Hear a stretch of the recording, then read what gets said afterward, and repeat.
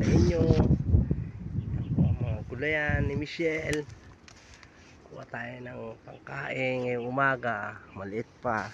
Ayun, nakakita ako ng mga bunga. Ang lalaki. Ito, upo. Wow, sarap.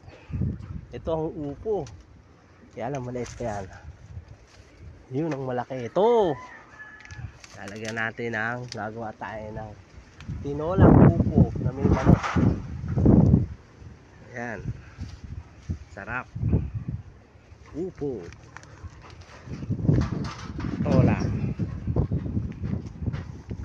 Yung haluan ng sitaw.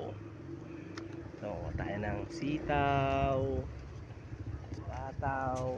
Ayan, mga tanim ni Michelle. Patola. Maliit pa. Wow.